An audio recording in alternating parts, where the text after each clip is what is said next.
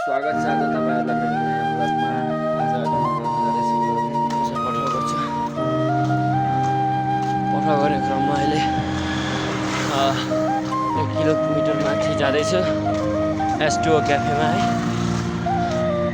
Order दिनको लागि। अहिले चाहिँ यहाँ उकालो छ गाइस, उकालो भएको कारणले गर्दाखेरि साइकल हिँडेर लग्दैछु।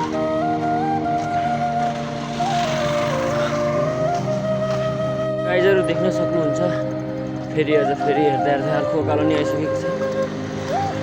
उकालोमा साइकल चलाउन सकिँदैन, गाह्रो हुन्छ है।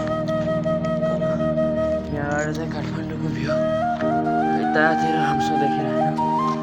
यो माथि चाहिँ गाइज, यो माथि चाहिँ एउटा आर्मीको क्याम्प रहेछ है।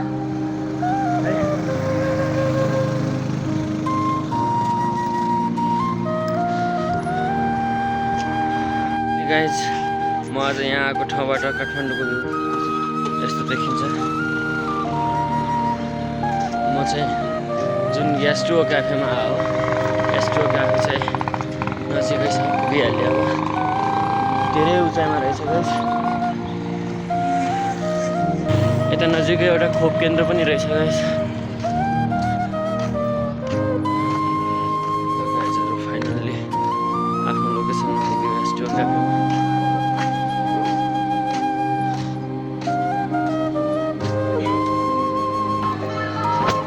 देख्न सक्नुहुन्छ यो भित्र यस्तो खतरनाक लोकेसन रहेछ गाइस।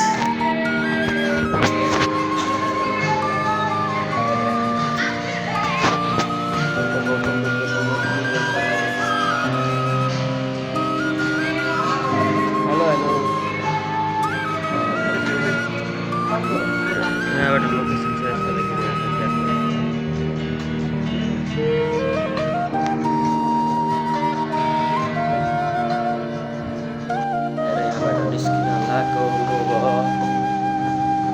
साइकल लिएर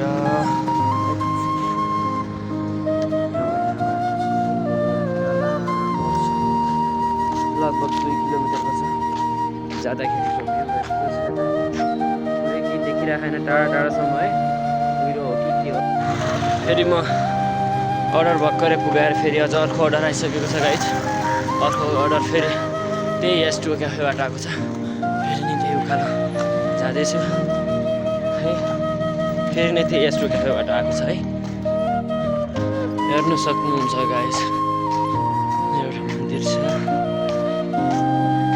2 किलोमिटर माथि आएको थियो एक्चुअलमा भन्दाखेरि आफ्नै गाउँतिर पुग्यो कि जस्तो फिल भयो कि। म काठमाडौँदेखि त्यो उपत्यकाको यति 2 किलोमिटर माथि आएको छु। यस्तो दामी डाँडाकाँडा छ, हेर्न सक्नुहुन्छ। जङ्गल छ।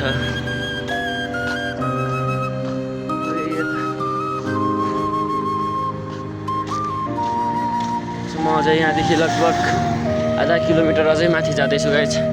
आधा किलोमिटर अझै माथि छ हो। यस्तो ठाउँबाट पठाउ गरेको 2 किलोमिटर हिँडेरै लानु पर्ने छ साइकल। रोड त्यति तेर्सो छैन, ठाडो छ एकदम गाउँको के। अहिले खास ठ्याक्कै भन्नुपर्दाखेरि इचङ्गु नारायण भन्ने ठाउँमा छ गाइस। इचङ्गु नारायण देख्न सक्नुहुन्छ। यस्तो डाँडा काँडा छ। त पुगेछ काठमाडौँ सिटी आउँछ होइन। 2 किलोमिटर माथिमा चाहिँ ठ्याक्कै लोकेसनमा पुग्यो है।